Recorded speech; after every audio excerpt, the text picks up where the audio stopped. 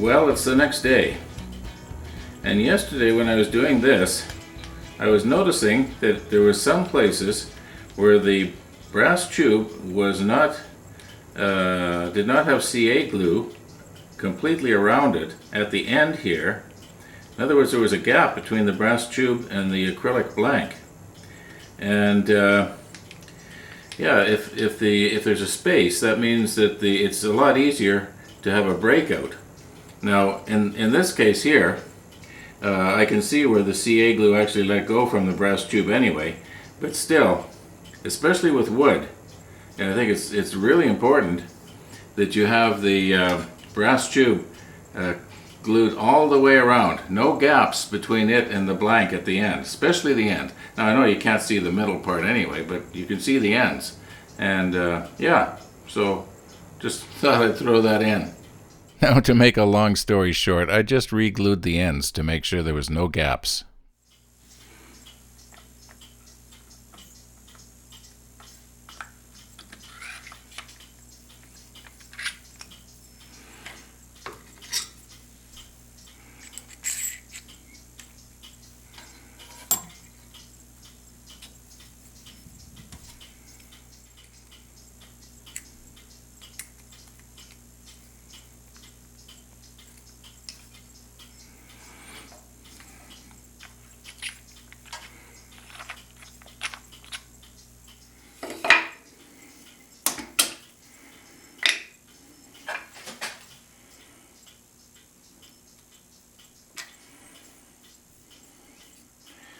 Now the idea for the oil is I just don't want any heat building up, you know, metal on metal in the brass tube.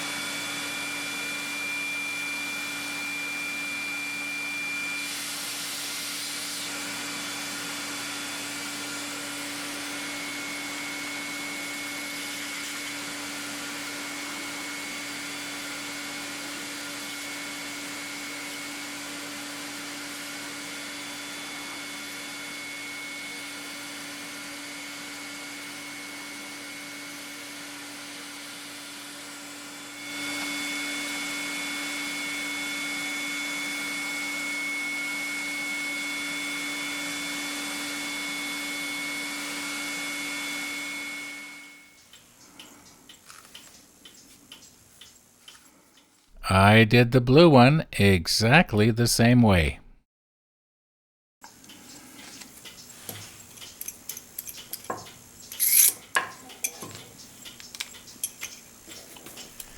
Now I know that I could very easily reshoot the scenes that do not go well and make it look like everything just was rosy. But, you know, I don't do that. I show it as it is. And I could not get that bushing into that brass tube. Now this is the first time I've ever had to do this.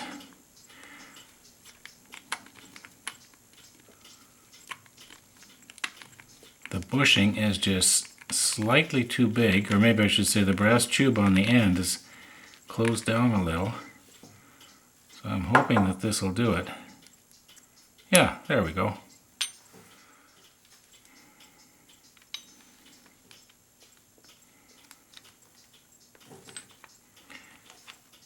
Well, this end's a little tight too. Okay, alright, we'll fix that. Just a little now, not too much.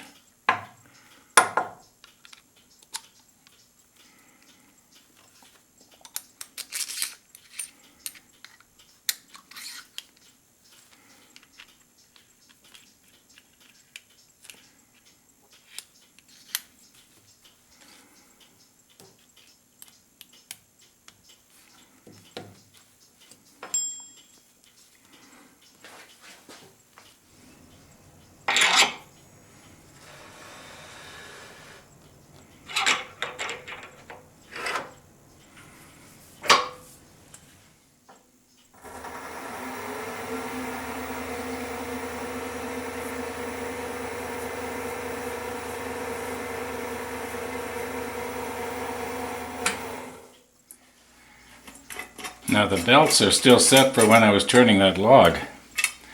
I need speed, not torque right now.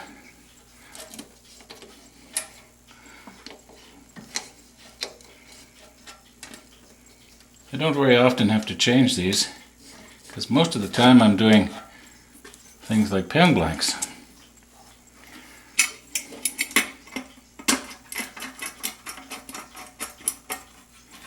There, now we got speed.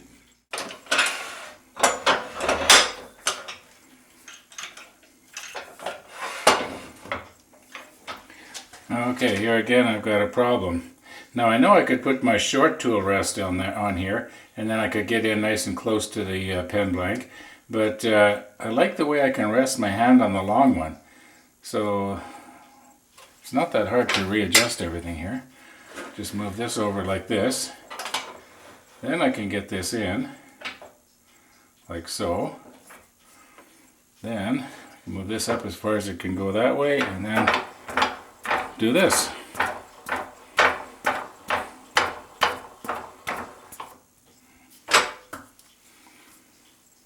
Okay, and we just readjust everything all over again.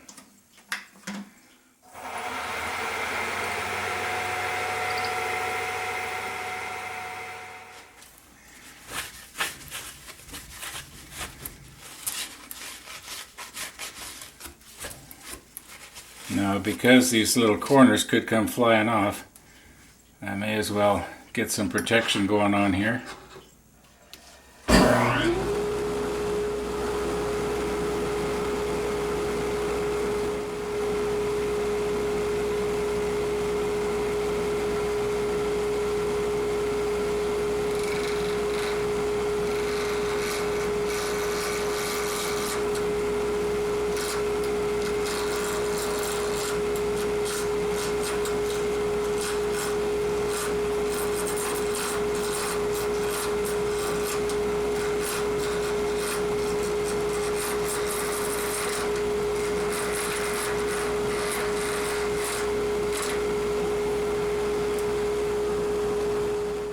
Okay, I thought I had this nut tight, but clearly I don't.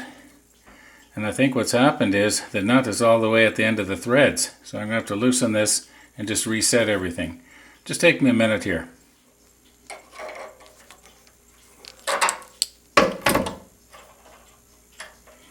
Well, I guess I don't need to go that far.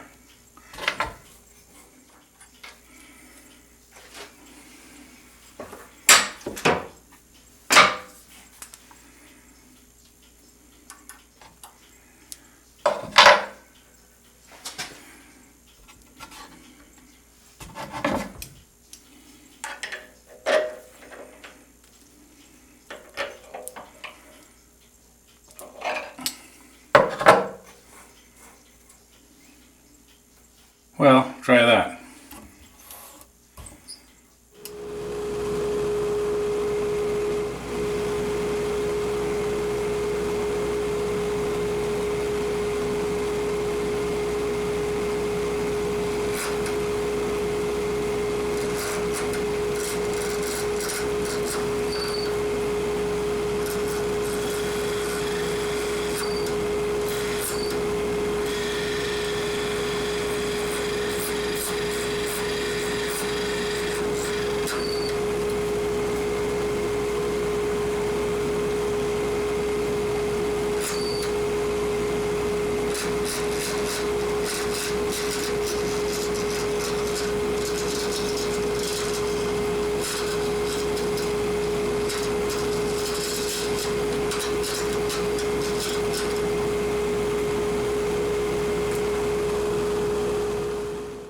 Well, I am having quite a time here. Have I lost my touch or what?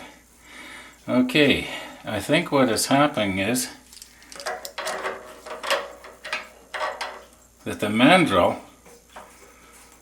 is slipping inside this thing, and the nut is tightening up as far as it'll go. I don't know why it is I can't tighten this anymore. I mean, I'm afraid of stripping the threads already. And I think I should order a type A mandrel that does not have this adjustment.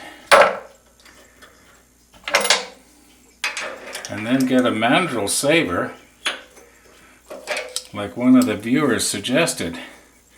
Actually, that was suggested to me a year or two ago already. Should have done it. Anyway, we'll try it again. Now I do know that I do have a problem with acrylic blanks grabbing right at the beginning. I don't know why that is. I must be holding the tool wrong. But we'll get it. Once I get it round, it's going to go really nice.